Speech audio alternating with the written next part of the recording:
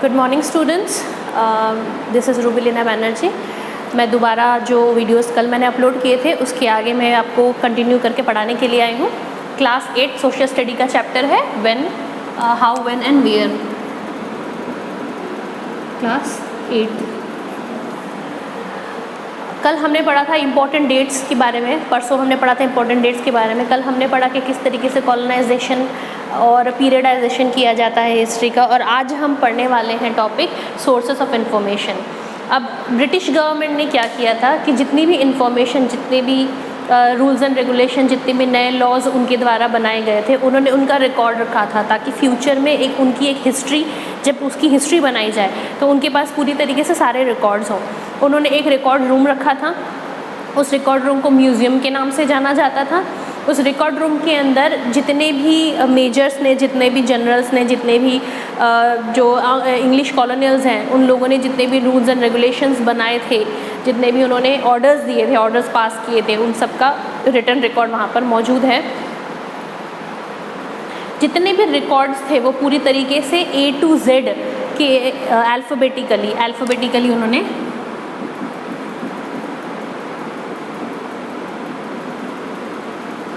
यानी कि A to Z में उसे कैटेगराइज कर दिया था। A से रिलेटेड जितने भी ऑर्डर्स थे वो A में थे, Z से रिलेटेड जितने भी ऑर्डर्स थे वो Z में थे, यानी कि उनको अल्फ़ाबेटिकली उन ऑर्डर्स को उन्होंने कर दिया था कैटेगराइज।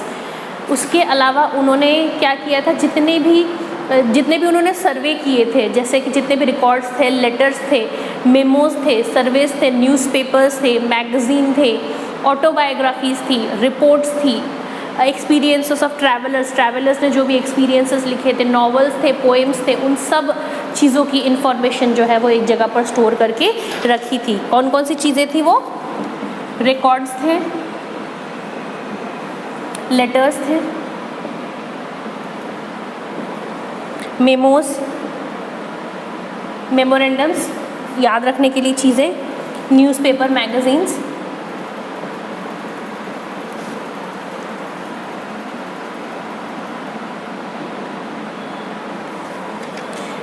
ऑटोबायोग्राफीज,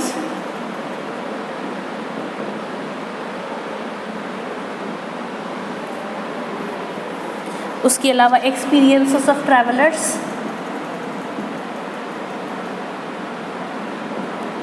जो लोग ट्रैवल करते हैं वो लोग जो किताबें लिखते थे, एक्सपीरियंस करते थे, वो सारी चीज़ें अंग्रेज़ों ने जो है वो एक बहुत बड़ी इंस्टीट्यूशन ओपन कर दी, एक जगह ओपन कर दी म्यूज़ियम के नाम से। उस म्यूज़ियम के अंदर सारे रिटन डॉक्यूमेंट्स जो थे वो रखे जाते थे, प्रिपेयर किए जाते थे। अब by the end of 19th century, 19वीं सदी के बाद जो है उन्होंने रिलीजन, कास्ट और ऑक्यूपेशन के ऊपर भी इंफॉर्मेशन देना शुरू कर दिया। लोगों के, भारत में रहने वाले लोगों के रिलीजन, कौन कौन से कास्ट के हैं और वो क्या क्या काम करते हैं, ऑक्यूपेशन के बारे में भी इंफॉर्मेशन लेनी शुरू कर दी, ताकि आगे फ्यूचर में उससे रिगार्डिंग जो है वो अलग अलग तरीके के लॉज पास कर सके। उसके अलावा सर्वे किए जाते थे। सर्वे में जूलॉजिकल, बोटानिकल, आर्कियोलॉजिकल, मतलब लोगों के बारे में वो लोग पढ़ते थे। ब्रिटिश ने जिन भी लोगों के बारे में पढ़ा, जिन लोगों के बारे में उन्होंने जाना, जिन लोगों के बारे में उन्होंने इन्फॉर्मेशन या सर्वे कलेक्ट किए, उन सब का एक रिकॉर्ड उन्होंने म्यूज़ियम के अंदर रख दिया।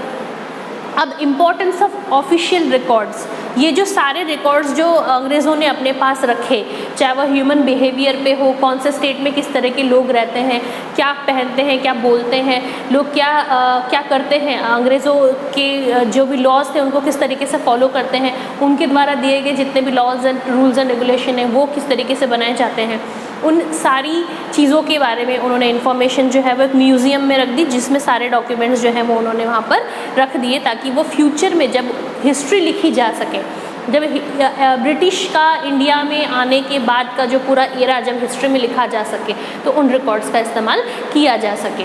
तो इम्पोर्टेंस क्या है इस ऑफिशियल रिकॉर्ड्स का?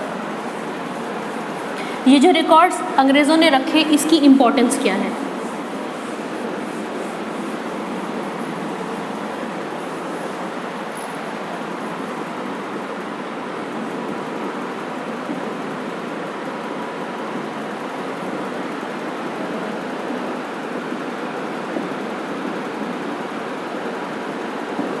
ये जो भी इन्होंने ऑफिशियल रिकॉर्ड्स रखी, उनकी इम्पोर्टेंस क्या है कि वो उस समय ब्रिटिश एडमिनिस्ट्रेशन का, भारत में जब ब्रिटिश राज कर रहे थे उस समय ब्रिटिश एडमिनिस्ट्रेशन का पूरी हिस्ट्री थी, हिस्टोरिकल रिकॉर्ड था कि भैया भारत में आज हमको पता है ना कि अंग्रेज़ों ने इंडिया में क्या क्या किया था, वो कैसे पता है क्या क्या किया था, क्योंकि ये सारे रिकॉर्ड्स जो है वो आज की डेट में रिकॉर्ड्स मौजूद हैं। जो ब्रिटिश थे उन्होंने जितने भी प्लान, पॉलिसी, डिसीजन, जितने भी उन्होंने प्लान्स बनाए, पॉलिसीज़ जो अपनाई, जो भी डिसीजंस थे, जितने भी आर्ग्यूमेंट्स थे, वो सारी चीज़ों का रिकॉर्ड जो है वो कहीं ना कहीं रखा है। और ये जो रिकॉर्ड्स है वो इंडिया ऑफिस रिकॉर्ड्स के पास में, इंडियन ऑफिस रिकॉर्ड के पास चला गया इंडिपेंडेंस के बाद। पहले तो अंग्रेज़ों ने रखा, बाद में उसे हैंडओवर कर दिया इंडिया ऑफिस रिकॉर्ड। और हर 10 साल के अंदर ये रिकॉर्ड जो है वो एक जगह से दूसरी जगह ट्रांसफ़र किए जाते हैं ताकि इन रिकॉर्ड्स के अंदर जो है काम वो किया जा सके। तो ये जो है इंडिया कंपनी रिकॉर्ड वो 1771 में अपॉइंट किया गया, जो कि इंडिया से रिलेटेड सारे रिकॉर्ड्स जो है वो ये कंपनी रखेगा और इस रिकॉर्ड को रखने के लिए एक कीपर को नियुक्त कर दिया गया। ये सारे रिकॉर्ड्स को कीप रखने का काम करेगा। इस इंडिया कंपनी के भारत से जाने के बाद सारे जो डॉक्यूमेंट्स थे उनके द्वारा जितने भी प्लान्स, पॉलिसीज़, डिसीजंस और आर्ग्यूमेंट्स किए गए थे वो सारे उन्होंने, जब वो भारत छोड़ रहे थे तो सारे उन्होंने लंदन में ट्रांसफ़र कर दिए, क्योंकि वो इंडिया से जा रहे थे तो उन्होंने अपने द्वारा लिए गए जितने भी पॉलिसीज़ और डॉक्यूमेंट्स थे वो उन्होंने लंदन ट्रांसफ़र कर दिए। अब इससे क्या हुआ कि पूरा का पूरा जो पेपर वर्क था वो लंदन चला गया। टोटल 300 टन्स न्यूज़पेपर्स जो है वो वेस्ट निकला। जब एक जगह से दूसरी जगह ट्रांसफ़र किए जा रहे थे, ये सारे रिकॉर्ड्स लंदन ट्रांसफ़र किए जा रहे थे, तो 300 टन का न्यूज़पेपर की जो रद्दी है वो वहाँ से निकली थी कि इतने सारे डॉक्यूमेंटेशन वहाँ पर उस जगह म्यूज़ियम के अंदर कीपर के पास में अवेलेबल थे। लेकिन ये जो डॉक्यूमेंट्स रखे गए थे, क्या वो आज की हिस्ट्री, आज अगर आप और मैं इतिहास पढ़ने बैठे या इतिहासकारों ने जो इतिहास लिखा था तो वो जो हिस्ट्री, वो जो चीज़ें, डॉक्यूमेंट्स जो उन्होंने सेव करके रखी थी, क्या वो आज हमारे किसी काम आ सकती है? तो शायद नहीं, क्योंकि हमारे जो हिस्टोरियंस मानते हैं, हमारे इंडियन हिस्टोरियंस जो हिस्ट्री की पढ़ाई करते हैं वो हिस्टोरियंस मानते हैं कि उन्होंने जो भी रूल्स एंड रेगुलेशन लिखे थे वो पूरी तरीके से उसके बेस पे था कि किस ऑफिशर्स ने क्या कहा, किस जनरल ने क्या बोला। लेकिन ऑर्डर का इंडियन सोसाइटी के अंदर अगर उन्होंने नया कोई टैक्स लागू किया है तो उन्होंने सिर्फ टैक्स के बारे में लिखा, लेकिन उस टैक्स का भारत के लोगों के ऊपर क्या प्रभाव पड़ा वो कभी नहीं बताया गया। तो हमारे हिस्टोरियंस ही मानते हैं कि उन्होंने सिर्फ रूल्स एंड रेगुलेशन ही लिखे, उन्होंने सिर्फ अपने ऑर्डर्स ही लिखे, लेकिन ये कभी नहीं लिखा कि उनका भारत की सोसाइटी पर, इंडियन सोसाइटी पे, इंडियन इकोनॉमिक्स पे क्या प्रभाव पड़ा। तो ये जो रिकॉर्ड है जो ब्रिटिशर्स ने रखा था इंडिया पे राज करते वक्त, तो ये रिकॉर्ड्स जो हैं वो कंप्लीट रिकॉर्ड्स नहीं है, ये इसका एक कंक्लूजन निकला। तो they also do not represent the situations, जो जिस तरीके से जो जितने तरह के उन्होंने जो टैक्स के बारे में जितनी चीज़ें लिखी थी वो भी अधूरी लिखी थी, उन्होंने अपने रिकॉर्ड्स को पूरा ना करते हुए टैक्स को अधूरा छोड़ दिया था। जितने तरीके के टैक्स इंडियंस के ऊपर लगाए जाते थे उनके सारा ब्यौरा उन्होंने ना देकर केवल छोटे मोटे टैक्सेस जो हैं, जो कि ऑफिशियल टैक्सेस हैं, उन्हीं के बारे में लिखा था। उसके अलावा कोई और रिकॉर्ड उन्होंने उस म्यूज़ियम के अंदर नहीं रखा था। तो अगर उस रिकॉर्ड के बेस पे आज अगर हिस्टोरियंस जो है वो अगर हिस्ट्री लिखते हैं, इतिहास लिखते हैं या कोई रिकॉर्ड तैयार करते हैं तो वो जो रिकॉर्ड, जो ब्रिटिश का जो रिकॉर्ड है वो इनकम्प्लीट माना जाता है। तो ये हो गया आपका पूरा चैप्टर कंप्लीट। इसके क्वेश्चन आंसर्स किस तरीके से करने हैं या करके जिस तरीके भी से भी होगा मैं आपको इन्फॉर्मेशन दे दूंगी इसके बारे में कि कल हम क्वेश्चन आंसर किस तरीके से कर सकते हैं। ये चैप्टर अगर आपको चैप्टर ठीक से समझ में ना हो तो तीनों वीडियोस इस चैप्टर के दोबारा एक बार देखिएगा। इसका आज क्वेश्चन, इससे रिलेटेड क्वेश्चन ये है, क्वेश्चन नंबर 1 है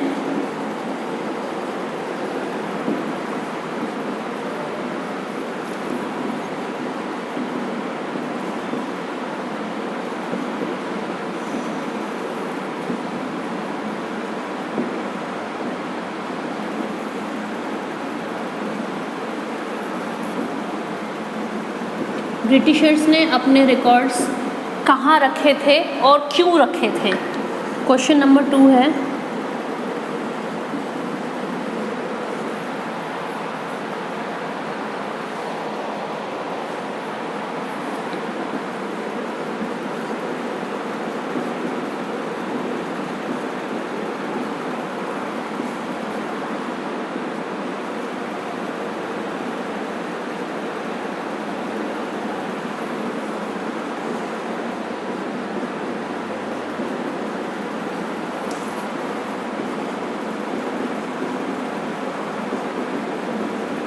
दूसरा क्वेश्चन ये है कि आपको कैसे लगता है कि ये जो रिकॉर्ड है वो पूरी सच्चाई बयान नहीं करते हैं।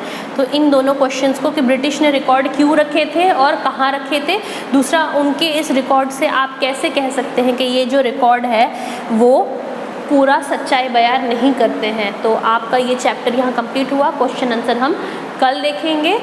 आपको ये वीडियो देखना भी है, लाइक भी करना है और वीडियो के ऊपर वीडियो के नीचे कमेंट बॉक्स पे I have seen the video भी लिखना है, ताकि हमें पता चलता रहे कि कौन से बच्चे वीडियो जो है वो देख रहे हैं और होमवर्क कर रहे हैं। आज के लिए इतना ही, कल मैं इसके आगे और क्वेश्चंस लेकर आपके पास आऊँगी। तब तक के लिए बी सेफ और प्लीज़ होमवर्क करते रहिए। घर बैठे बैठे अपनी पढ़ाई को आप सफ़र मत होने दीजिए, आप पढ़ाई करते रहिएगा। Thank you so much.